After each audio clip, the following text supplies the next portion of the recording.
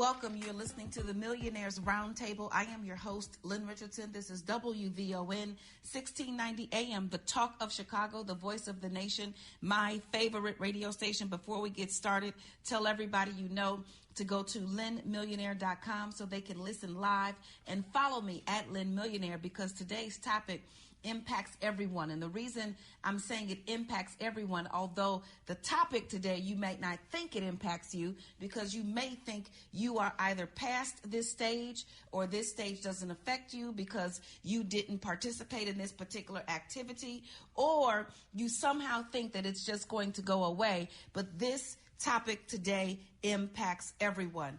I have heard so many people talk about this topic, everything from news programs to graduations to specials on cable television shows. And it is the massively depressing student loan debt that is taking over the entire planet. And one of the reasons why it impacts everyone is because it's going to come to some kind of clash. It's going to happen at some time, at some point in time. So today, joining me with the $1 million topic of the day, we are carrying on with what our sister Angela Rye spoke about on BET. We are talking about young, gifted, and broke, and I'm going to add, but not on my watch. So today in the studio, all three of us are young and gifted. One of us happens to be broke. All three of us are young and gifted. I have none other than my sister, MC Light, who is in the studio with us today, definitely young and gifted. And I have my daughter, Sydney. Welcome to the Millionaires Roundtable. You are the broke one.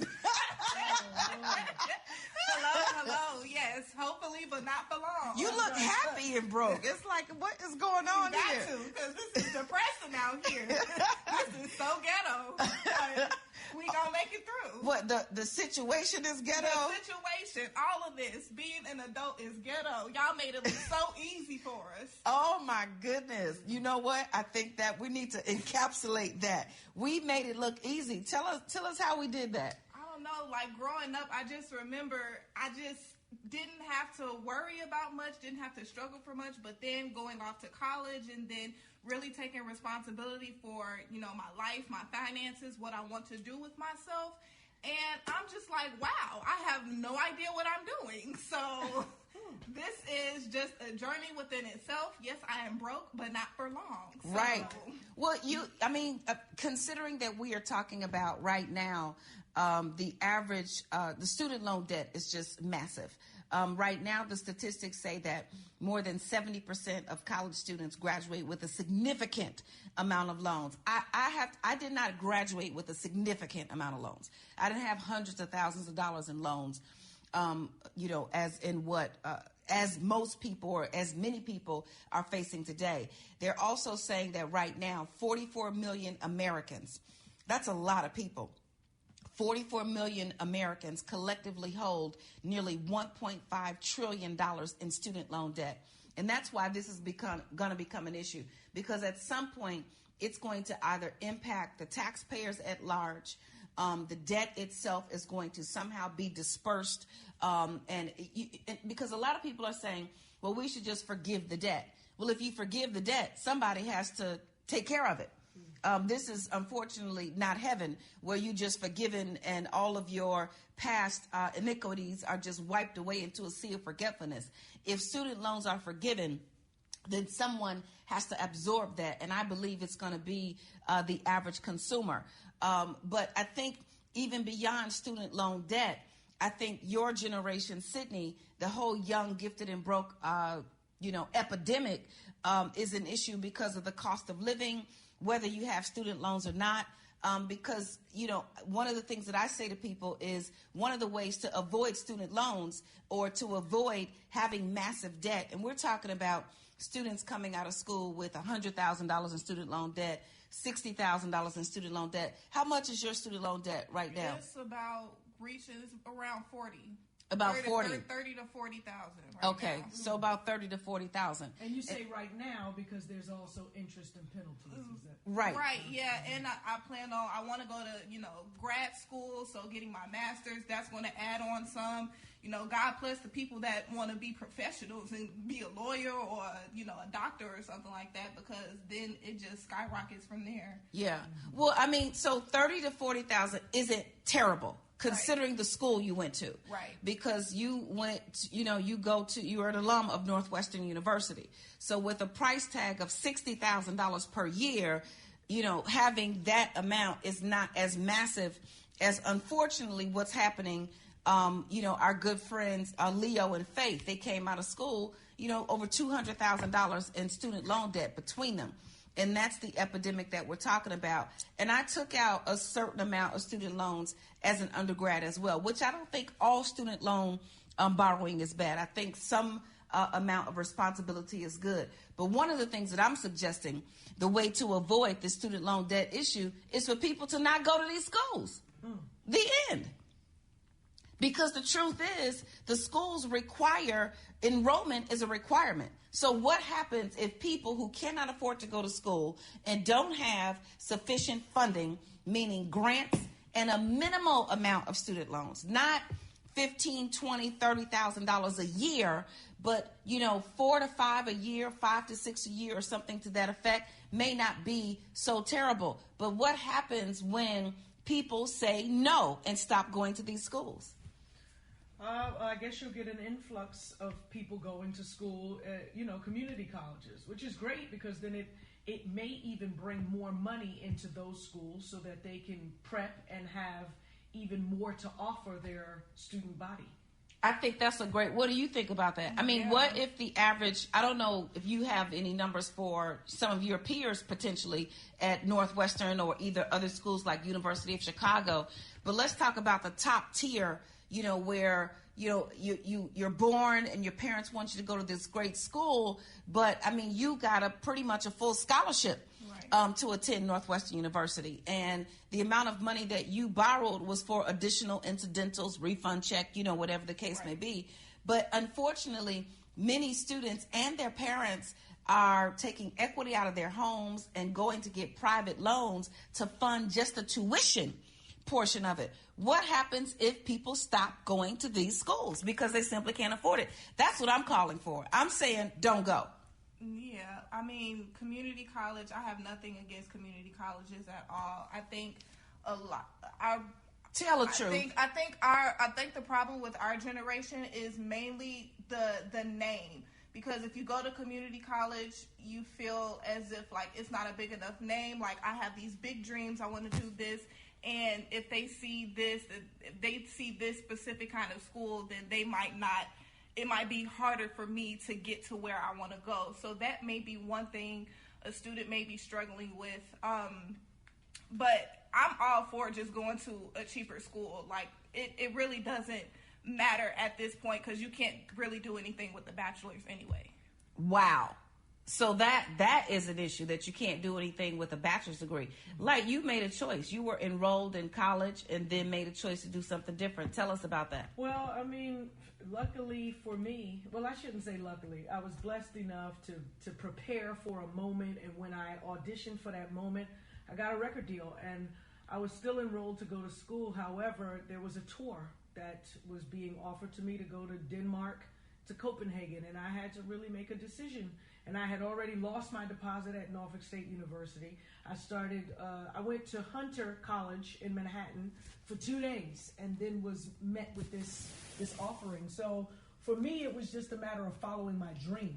What else was I going to do that would bring me as much joy as what it was that I was doing in entertainment? Well, I have to say right now, we have to just give a global thank you to Miss Constance Moore for allowing you to go after your dream, because that is one of the issues. We are talking about being young, gifted, and broke, but not on my watch, not with the Millionaires Roundtable, here creating millionaires one family at a time. And I am saying to eradicate student loan debt, don't go.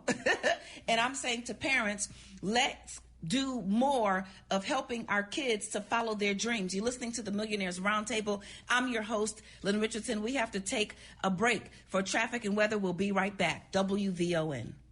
More of the Millionaires Roundtable coming up on the Talk of Chicago, 1690 WVON. Are you struggling with your finances? Have you tried everything you can think of but just can't seem to get ahead on your own? Well, it's time to get some help. With a financial coach, you can find out what you don't know and learn to make better choices when it comes to your finances. Lynn Richardson's Wealth Vision 2020 Financial Coaching provides step-by-step instructions daily, a one-stop shop to create your budget, access to vetted financial coaches in specialized areas such as mortgages, insurance, real estate, investing, taxes, and more. Lynn Richardson and her team will help you set goals, undo bad habits, push you past your own beliefs, and gain peace with your finances. Go to www.lynnrichardson.com. That's www.lynnrichardson.com or call 888-LYNN-123. That's 888-596-6123 for more info today. Welcome back. You're listening to the Millionaires Roundtable. I'm your host, Lynn Richardson. It's WVON 1690 AM, the Talk of Chicago, the voice of the nation. I have MC Light and my daughter, Sydney Richardson, here in the studio with me today, and we are talking about the show that Angela Rye did on BET, Young, Gifted, and Black. I'm adding the tagline, but not on my watch. Young, Gifted, and Broke. Young, Gifted, and Broke. Right. And Black. Right. But not on my watch. No.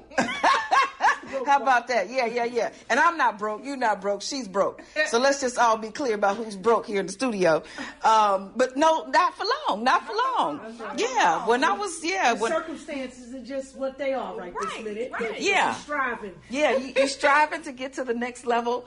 And really, there's no other way to be. I mean, at one point in time, Mark Zuckerberg was young, gifted, and broke. Mm-hmm. At one point in time, Oprah was young, gifted, and broke. Mm-hmm. At one time, Bill Gates was young, gifted, and broke. Yep. And so the whole idea is to stay young in it. And that's why I said all three of us are young, because as I was thinking about this, I was like, well, she's young. I was like, oh, no, I'm young, too. Okay. Oh, yes, and I'm still gifted. Right, because you're 35 again. Yeah, I'm 35 till I'm 65. Right. That's just how that's going down. Okay. And yeah, it was 45, but I just decided to delete 10 more years just because I can do that. Right. So how do we avoid college debt? I'm telling people, don't go. Don't go. Parents. And I think parents are the ones to set the tone, because when my children were growing up, they understood that in our household, as the Bible says, as for me and my house, we will serve the Lord. Yes. Well, guess what? As for me and my house, school is free.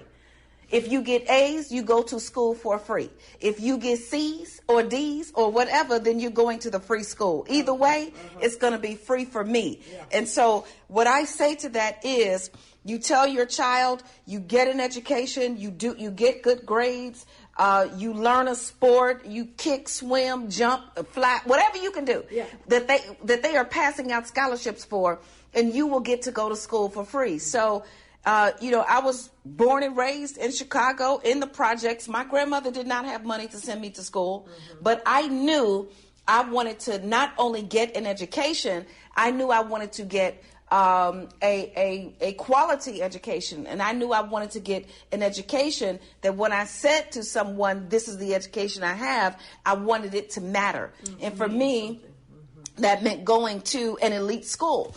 And thank God for my Aunt Diane, my godmama Diane, our dance teacher in high school. Thank God she told me to apply to Northwestern because I wasn't interested. Mm-hmm. And I think this is something that's important for all of us to talk about. I wasn't interested in Northwestern, not because it wasn't a great school. As a matter of fact, it just slid into the top 10. Mm-hmm. It's been edging up from number 12 for many years, and now I think it's the number 9 school, according to the Best Colleges and Schools report. But I said all of that to say I didn't want to go because it was close to home. Mm-hmm. You see, not only are these young people gifted and broke, they dumb too. It's a little off with them. And so we have to pull them back. So I had to be pulled back into reality. And I'll never forget, I took so much great care in applying to WashU. I took great care in applying to Princeton.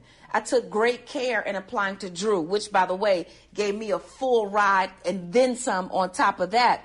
I was like, my Northwestern, I was like, okay, whatever, let me just go on and submit it. And lo and behold, I got accepted.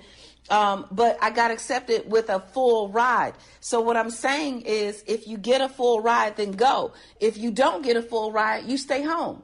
Right. You go to the community college. You go to the state school. You then transfer to another school when your grades support you transferring and when it's not going to cause a financial burden. But the biggest thing, and my grandmother definitely supported my dreams, whether it was me going to a cheerleading competition across the country, or whether it was me wanting to organize something, she found a way for my dreams to come into fruition. And so, like for you, I think it's really important that the world knows and understands that because your mother, although education, you had to write an essay for everything you wanted to do, right? Oh, absolutely. Well, she studied to be a professor, and I was one of her number one students. And so you were her only student. Okay, yeah. I was her only student. Yeah. And so for that reason, education was number one in our household. There was no ifs, ands, buts about it. And so for me, going to school was a big deal. And I remember like getting my money together and sending my deposit to attend Norfolk State University. And that was indeed a way. And it was something that I would have had to pay for.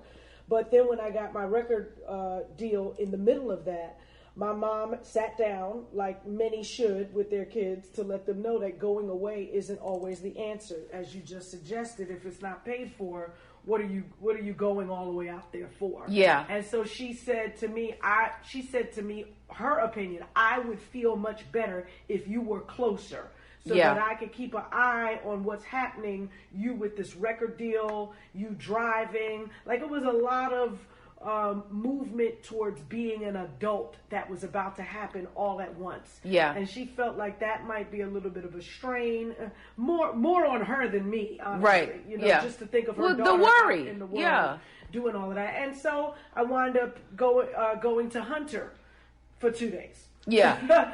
But I still was open for the experience of not only attending school, but staying home. So, but I need the world to understand just how forward-thinking your mother had to be.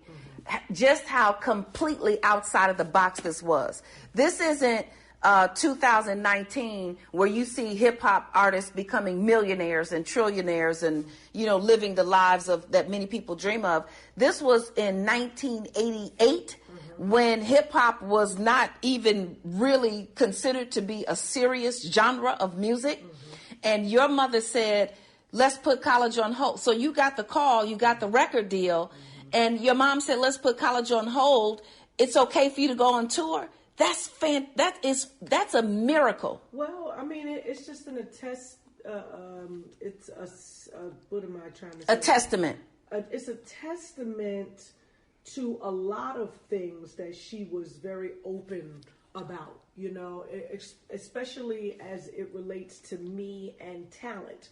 Her taking me to exhibits and museums and shows and theater and putting me in classes for art and music and voice and dance. And, those were things that she was an artist. Yeah. Now, was she paying for these things? Because all the stuff that you're saying free right now. Okay, so it was all free. Free 99. Yeah, it wasn't the $3,000 bill that I had told my children to cheerleading competitions and ballet class. $3,000 a month.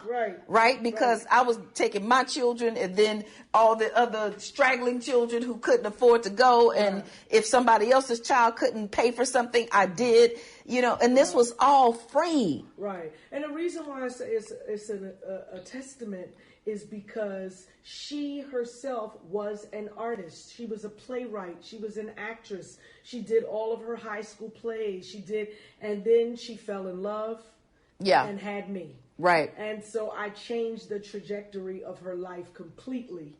And so she wanted to give me all of the things that she didn't have in order to succeed. And the beautiful thing that I love that your mother gave you that she didn't have was she actually gave you a real opportunity. She did not box it up into a college degree and force you to go and miss becoming NC Light. You're listening to the Millionaires Roundtable right here on WVON. We have to take a break for news, traffic, and weather with Annette Flournoy. We'll be right back. We're talking about young, gifted, and broke, but not on my watch. Don't turn that dial. WVON. More of the Millionaires Roundtable coming up on the Talk of Chicago.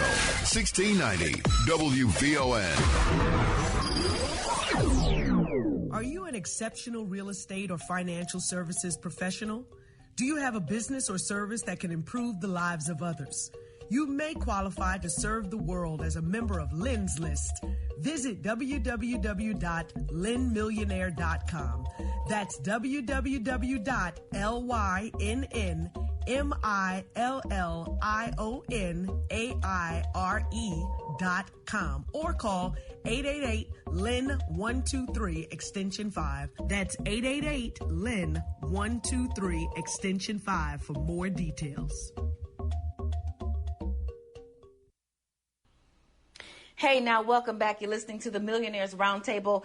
I am your host, Lynn Richardson, and we are creating millionaires one family at a time, one day at a time, $1 at a time, one dime at a time.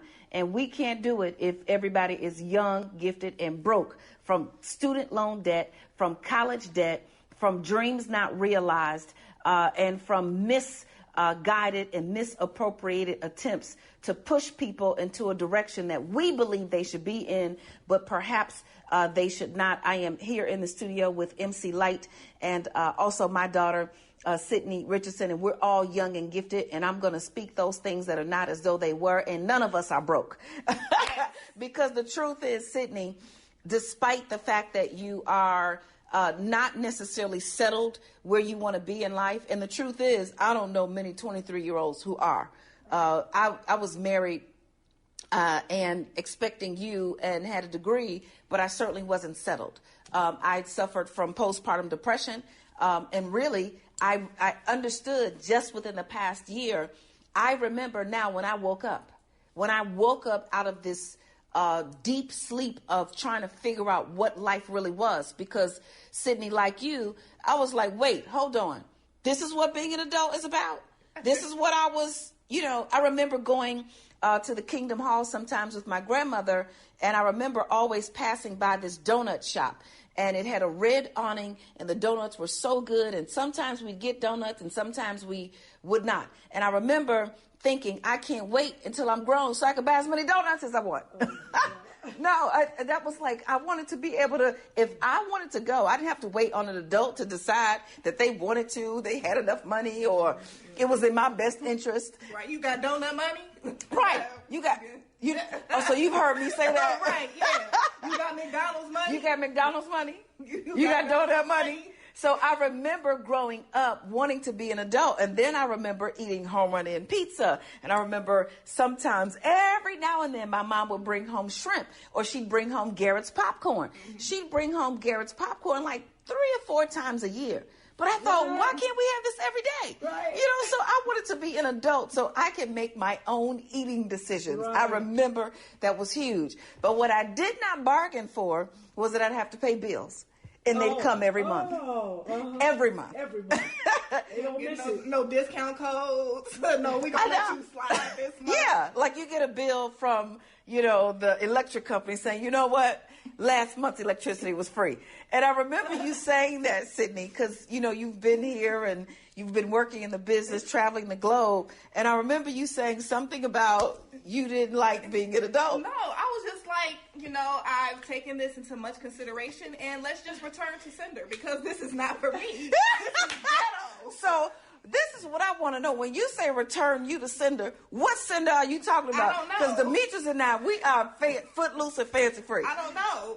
But the Lord make it happen, because this is ridiculous. I did not expect this. This is like, and it's not so much like of the responsibility, because, with age it comes responsibility, but it's just like where I'm, especially with us young people just graduated, it's so hard to get like a good job, to have any kind of lifestyle. I done grown up and I've traveled all around the world and been in cheerleading competitions and stuff, and now I'm broke. Like I'm putting pennies together. Right, like your life as an adult is worse than your life as a kid. Yes, it is. I'm confused. I am so confused and baffled. But the truth is, you know something. So yes. As long as you know something and you allow yourself to be used, you move into your purpose, there is hope. Yes. There is hope. It's not like you wasted a whole lot of time doing nothing. Right? Yeah. You have acquired some things that allows you to get into a competitive field so that you can show up and show out. And being under the tutelage of your mom, that is no easy feat. It's not. But what it does give you is strategy and a skill set. Oh, if you could survive Lynn Richardson, you could do anything. Yes. You could be a prisoner of war. You can do it. You can do anything. You can survive anything if you can survive Lynn Richardson. I mean, yes, I agree. I totally agree. But I mean, all of this, all of the tools, all of the skills that I've acquired since working for you all and working for the business, is definitely put me in a position where if I graduate or not, if I continue my education or not, I know that my skill set is down packed, and I know that I can go into the working field and be confident in what I have to offer. You are a rare individual. First of all, you can write a whole paragraph that is grammatically intact and properly punctuated, and it's because I never allowed my children to send me short text messages. So you all got your first cell phones, I think. I don't know, what were you, 11? I was like in 3rd grade. 8? You were that young? Yeah. Wow, I was that liberal, huh? Okay. All right.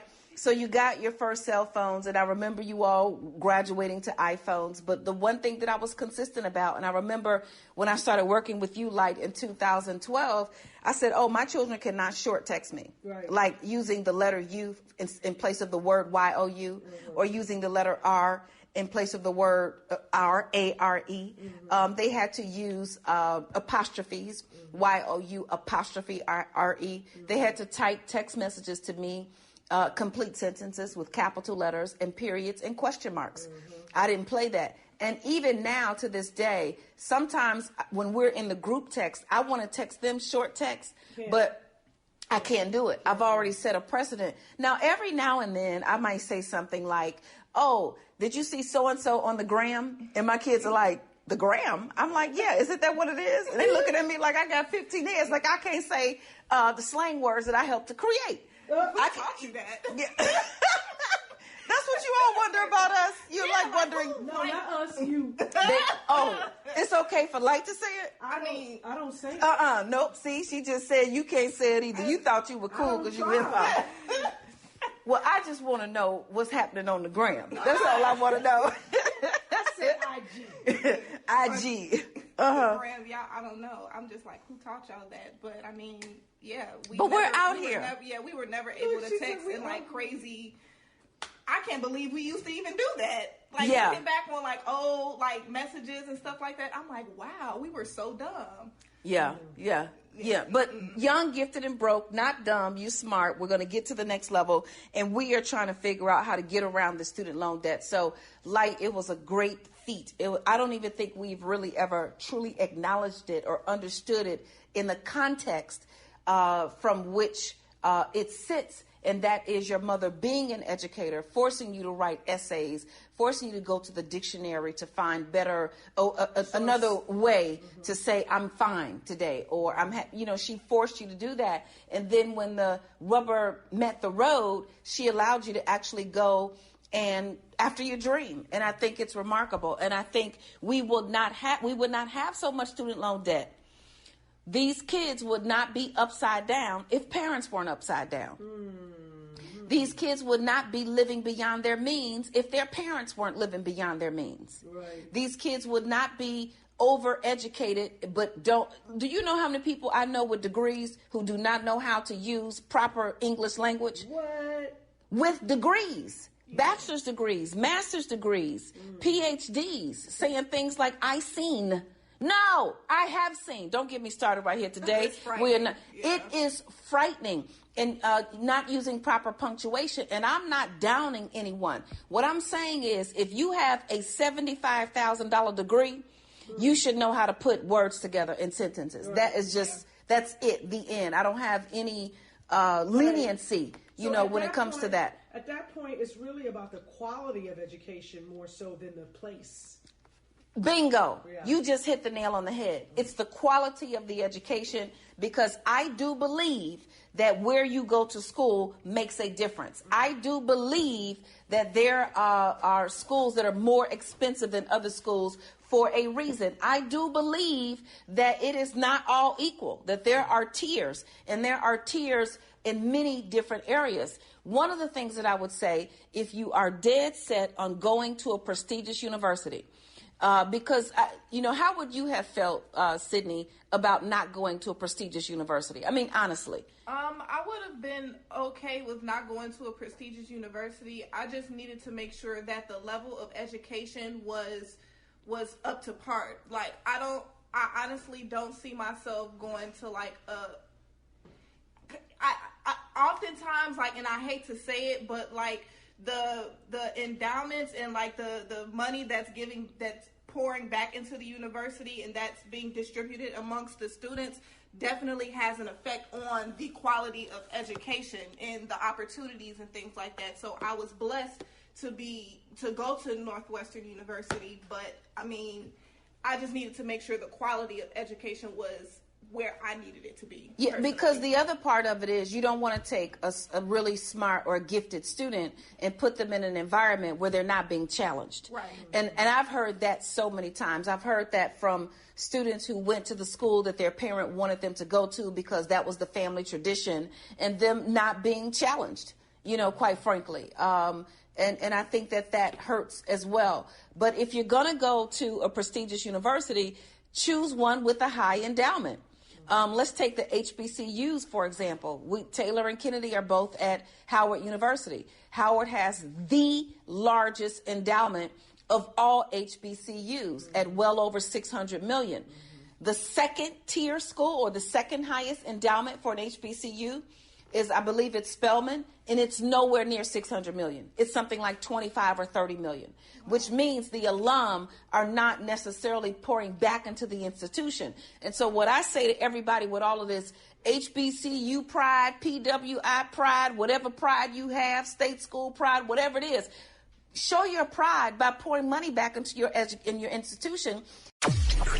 You're listening to the Millionaires Roundtable with Lynn Richardson on the Talk of Chicago, 1690 AM, WVON. Loved ones, do you know the difference between an estate plan and a will? Are you newly engaged and concerned about getting a prenuptial agreement? Are you married to your child's mother or father? And do you know what happens to insurance money if you are not? Call your wealth counselor, Attorney Deidre Woodstokes. With over 22 years of experience, Attorney Stokes has all the answers you need to help you secure your family's financial future. You can find Attorney Stokes on Lynn's list at www.lynnmillionaire.com. That's www.lynnmillionaire.com, or call 888-LYNN-123. That's 888-596-6123. Protect your legacy now. You're listening to the Millionaires Roundtable. Welcome back. I am Lynn Richardson. I'm your host, and we are creating millionaires one family at a time. This is WVON 1690 AM, the Talk of Chicago, the voice of the nation, my favorite radio station. In my book, The Symphony, I talk about finding your purpose. And I think finding your purpose is something that people need to start thinking about before they're 50. You need to find your purpose before you're 92, because you're on your way out of here. You need to find your purpose before you are 77. You need to find your purpose before you are 40. You need to find your purpose before you are 35. You need to find your purpose before you are 25. You may not find it at 25, but at least you get into the process of understanding what it means to do what you love. Because if you simply do what you love, your purpose is right around the corner. If you simply do what you love and what drives you, Mark Zuckerberg wanted to provide a way for people to connect. And he was incessant. He was consistent. And he kept trying to figure out a way to get people to be able to connect and to relate to one another and to be able to do it quickly, easily, to figure out what the other person liked. And look what happened.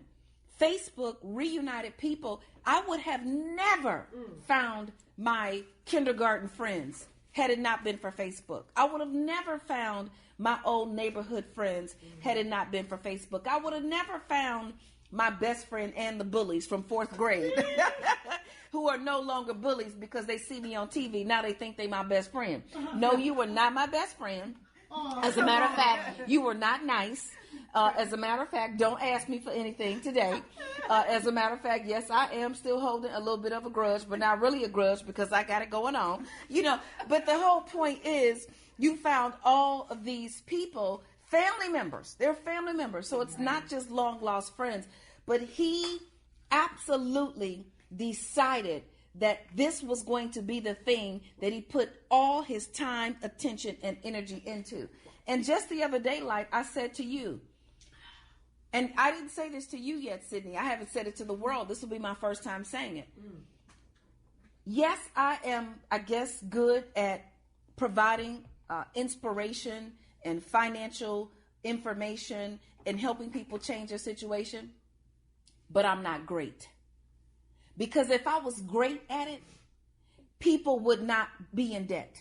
If I was great at it, I would find a way to make sure I could communicate quickly and easily, and people could have access to the information. They could click a button. And although we're working on it, we have the online school. We have online classes. We did a great Lynn Richardson Live.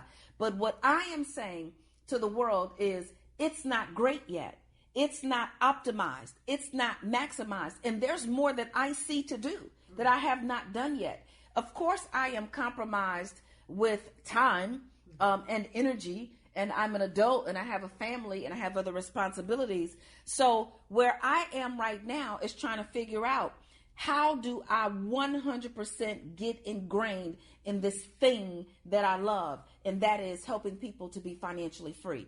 So if you do what you love, the world is open and available to you. Because you were doing what you loved, like, look what happened. I mean, you are known and lauded all over everywhere we went yesterday. When we got on the United flight, you checked in, I was behind you. The one woman looked at the other, she says, "Is that MC Light?" Yes, it is. So if we as parents teach our children to follow their dreams, I don't think debt will be an issue. So I don't think you're really broke after all, Sydney. Congratulations. You just graduated. Right here. You have many more. You have a whole lot of worth outside of currency. Yes. You got a different type of currency. Oh yes, I like that. Yes. I like that. Working out some. We do need some green currency though. Oh. Yeah. I mean, not that you don't need it. Yeah, y'all going a little too far. We need some green. Yeah, we need some green. We working on it though. We working on it. But the truth is young, gifted, and broke an appropriate title for you? What do you want for it? What do you need that you don't have? What do you because there are people who really are broke and don't have the resources or access to resources to make the things happen that they need to happen. Right. So what are your thoughts about that? I mean, I just think that I just want to, first of all, thank God that I'm not where I was a few years ago, because back then I was broken. Yeah. Broke all kinds of stuff. So even though I don't have as much, green currency as I want in my bank account, I know that this is just the time that will pass. And with everything that I'm learning, all the skills that I'm getting right now, it's all going to be so worth it in the end. Once I do find, I believe I found my purpose, and I just have to completely walk through it. Hallelujah. And, bring it into complete fruition. So, well, I guess you have. You working for MC Light and Common, and you're flying all around the world, and you're helping open schools and start justice initiatives, and but you're doing you, and then you're that mathematical mind of yours gets to be functioning every day, helping us move. So it's a beautiful thing. School is free. If your kids get A's, they go to school for free. If they get C's, they go to the free school. Yep. If you send your kids to school, consider cash collegiates achieving success through home ownership.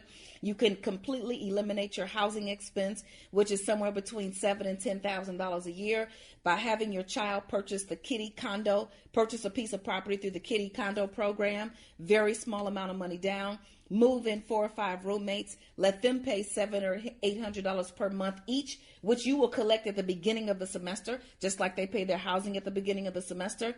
Now, your student doesn't have any housing expense, and they have enough monthly cash flow to minimize the tuition and or any other outstanding debt. It's real simple. It doesn't have to be hard. Parents, adults, get over yourselves. Don't try to live through your children. Let your children live through your children. Let God live through them, and let them live the lives that God intended for them to live. You're listening to the Millionaires Roundtable. I'm your host, Lynn Richardson. It's WVON. Follow me at Lynn Millionaire, at Lynn Richardson. Go to lynnmillionaire.com or lynnrichardson.com so I can help you. I'll talk to you next time. Bye-bye.